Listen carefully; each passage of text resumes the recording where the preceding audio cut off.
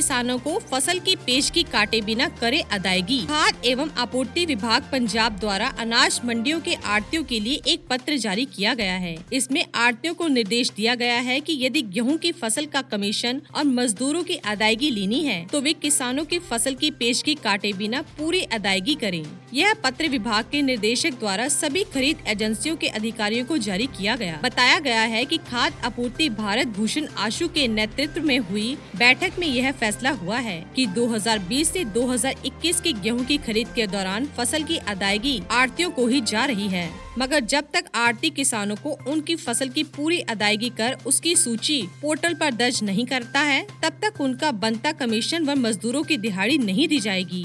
इसके अनुसार सरकार द्वारा जारी पत्र के बाद आढ़ती जिन्होंने गेहूं की फसल संबंधित किसानों को पेशगी दी थी वह इसे पहले नहीं काट सकेंगे। आढ़तियों के पहले फसल की सारी अदायगी करनी पड़ेगी, उसके बाद जो पेशगी रकम है उसे वे किसान से वापस लेंगे। आढ़ती एसोसिएशन के नेता तेजिंदर सिंह कुन्नर और हरजिंदर सिंह खेड़ा ने कहा कि खाद्य आपूर्ति विभाग के इस फैसले से आढ़तियों और किसानों का काम बढ़ेगा। उन्होंने कहा कि आढ़तियों द्वारा किसानों को जो भी फसल पेशगी दी जाती है उसकी अदायगी चेक के द्वारा होती है, जिस कारण किसान की फसल बेचने के बाद आढ़ती अपनी कमीशन काट बाकी रकम किसान को अदा कर देते हैं। अब सरकार के नए आदेश के कारण मंडियों और बैंकों में काम बढ़ेगा, इसलिए सरकार पहले वाली नीति को कोरोना महामारी के मद्देनजर बहाल रखे।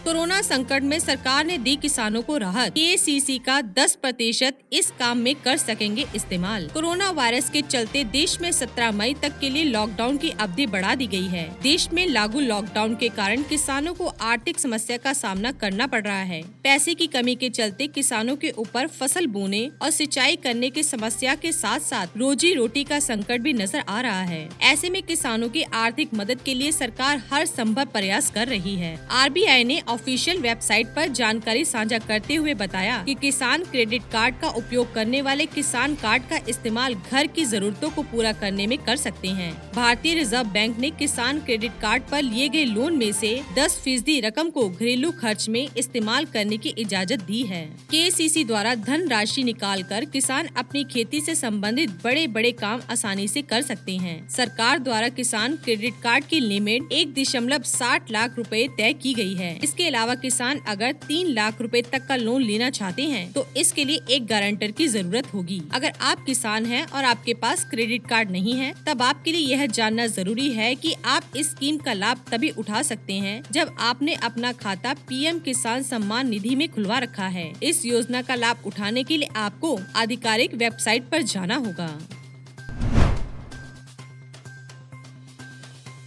मध्य प्रदेश में हर किसान का होगा फसल बीमा। कृषि मंत्री। मध्य प्रदेश में लगभग 15 माह बाद फिर सत्ता में लौटी भारतीय जनता पार्टी की सरकार किसानों के हित में कई फैसले ले रही है। इसी क्रम में सरकार ने राज्य के सभी किसानों का प्रधानमंत्री फसल बीमा योजना के तहत बीमा कराने का मन बना लिया है। इस आशय का फैसला जल्दी होने वाला है। राज्य के कृषि मंत्री कमल पटेल ने खास बातचीत में कहा, मुख्यमंत्री शिवराज सिंह चौहान किसान के बेटे हैं और किसान का दर्द भी बेहतर तरीके से जानते हैं, इसलिए किसानों के हित में सरकार लगातार फैसले ले रही है। प्रदेश के हर किसान का प्रधानमंत्री फसल बीमा योजना के तहत फसल बीमा कराया जाएगा।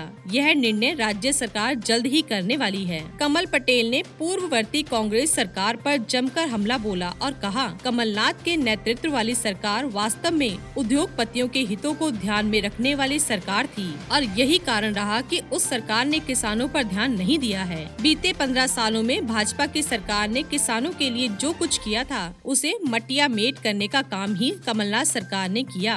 उन्होंने कहा कि एक बार फिर भाजपा की सरकार सत्ता में लौटी है और वह किसानों के हित में फैसले ले रही है। जब राज्य का किसान समृद्ध और खुशहाल होगा तभी तो राज्य में खुशहाली और समृद्धि आएगी। ऐसा मानना है कि शिवराज सरकार और भाजपा का, इसीलिए किसानों की समृद्धि और खुशहाली को लेकर फैसले लिए जा रहे हैं। राज्य की स्थिति पर गौर करें तो 7.5 करोड़ की आबादी वाले प्रदेश में लगभग लगभग 65 लाख किसान हैं और इनमें से बीमा 36 लाख किसानों का होता रहा है। वर्तमान में फसल बीमा योजना का प्रीमियम 12% है, जिसमें किसान को लगभग 2% राशि अदा करनी पड़ती है। वही शेष राशि जिसमें किसान को लगभग 2% की राशि देनी पड़ती है। वही शेष राज्य और केंद्र सरकार का अंश होता है। इसमें किसानों का दायरा अर्थात संख्या बढ़ने से प्रीमियम कम होने की संभावना है। पूर्ववर्ती सरकार पर आरोप लगाते हुए कमल पटेल ने कहा कि कमलनाथ सरकार ने किसानों की बीमा प्रीमियम राशि तक जमा नहीं किया था, जिसके चलते किसानों को उनकी बीमा राशि का भुगतान नहीं हो पाया। शिवराज सिंह चौहान के मुख्यमंत्री बनते ही बीमा की प्रीमियम राशि को जमा किया गया और लगभग 15 लाख किसानों को 2,990 करोड़ की बीमा का भुगतान किया गया है। कमल पटेल शिवराज के मंत्रिमंडल में पहले भी मंत्री रह चुके हैं। उन्होंने पूर्ववर्ती सरकार काल में राजस्व मंत्री रहते हुए कई नवाचार किए थे और वह कृषि जगत के साथ ग्रामीण क्षेत्र में बड़े बदलाव की कार्य योजनाओं पर काम कर रहे हैं।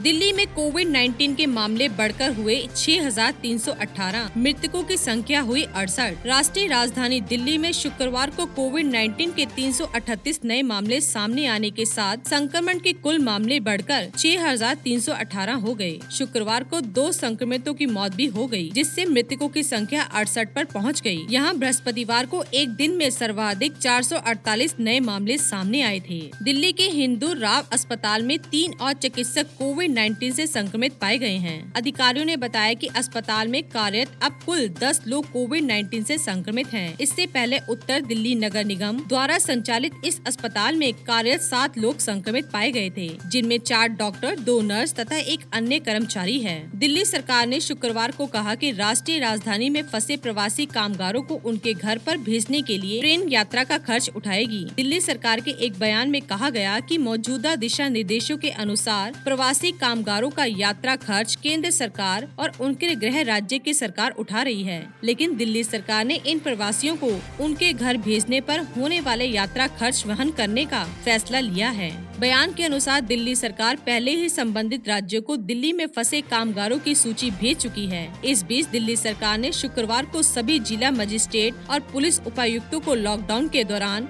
अनुमति प्राप्त आर्थिक गतिविधियों का सुगम संचालन सुनिश्चित करने का आदेश दिया है। सरकार को शिकायत मिली है कि कुछ सरकारी एजेंसियां और रेजिडेंट वेलफेयर एसोसिएशन दिल्ली सरकार के आदेशों में बाधा डाल रहे हैं, जिसके मद्देनजर मुख्य सचिव विजय देव ने यह आदेश जारी किया। मुख्यमंत्री मनीष सिसोदिया ने बुधवार को देव को भेजे नोट में यह मुद्दा उठाया था। सिसोदिया ने कहा कि सरकार को निजी दफ्तरों को खोलने पर रोक और RWA द्वारा खुद को बनाए नियमों के अनुसार घरेलू सहकारियों, प्लम्बरों और अन्य सेवा प्रदाताओं को प्रवेश की अनुमति देने जैसी शिकायतें मिली हैं। इस बीच दिल्ली में 338 और लोगों को कोविड-19 से संक्रमित पाए जाने के बाद शुक्रवार को संक्रमितों की संख्या 6,318 हो गई। इनमें से अब तक 68 लोगों की जान जा चुकी है।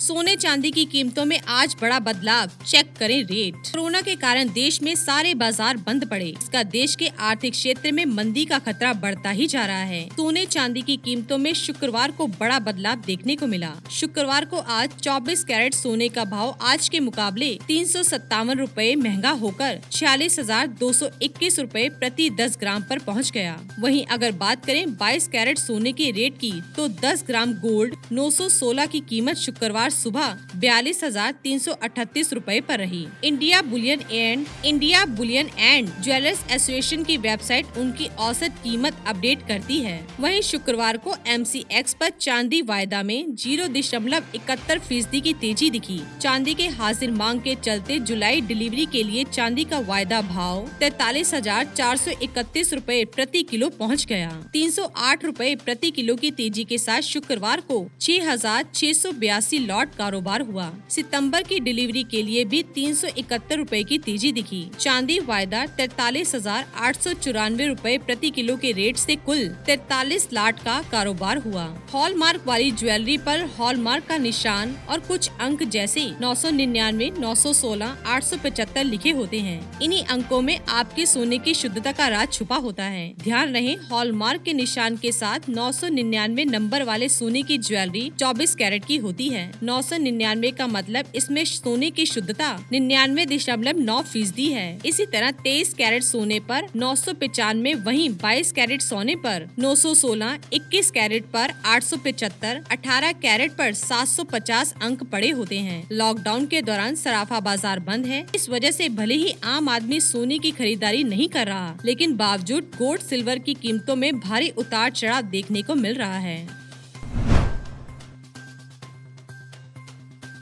सीबीएसई ने किया बची हुई बोर्ड परीक्षाओं की तारीख का ऐलान। कोरोना वायरस के चलते मार्च से ही पूरे देश भर में लॉकडाउन लगाया गया था, जिसके चलते 10वीं और 12वीं की बोर्ड परीक्षाओं पर असर पड़ा। बाकी बची हुई परीक्षाओं को रद्द करना पड़ा, लेकिन अब सीबीएसई की तरफ से परीक्षाओं की तारीख का ऐलान कर दिया गया है। सीबीएसई ने कहा कि 1 जुलाई और 15 जुलाई के बीच 10वीं और 12वीं की परीक्षाएं आयोजित कराई जाएंगी। बोर्ड परीक्षाओं को लेकर बताया गया था कि जल्द नई तारीखों का ऐलान किया जाएगा, जिसके बाद मानव संसाधन मंत्री रमेश पोखरियाल ने इन तारीखों का ऐलान किया। जुलाई में 15 दिनों के भीतर बची हुई परीक्षाओं को आयोजित किया जाएगा। केंद्रीय मंत्री ने कहा, सीबीएसई बोर्ड के बच्चों के लिए 1 जुलाई से 15 जुलाई तक परीक्षाएं होंगी। ये आप लोगों के लिए अच्छी तैयारी करने का मौका है। इंटर की मुख्य 12 विषयों की परीक्षाएं होंगी। दिल्ली के उत्तर पूर्व जिले में 10वीं की बची हुई परीक्षाओं को पूरा किया जाएगा। कुछ लोगों की ये शंका है कि क्या सभी विषयों की परीक्षा होगी, लेकिन बता दें कि केवल बची हुई ही परीक्षाएं होंगी। एचआरडी मंत्री पोखरियाल ने इससे पहले बोर्ड परीक्षाओं को लेकर कहा था कि 10वीं और 12वीं क्लास के ज्यादातर एग्जाम हो चुके हैं, कुछ ही सब्जेक्ट के बाकी रह गए हैं। जब भी हम इन परिस्थितियों से उभरेंगे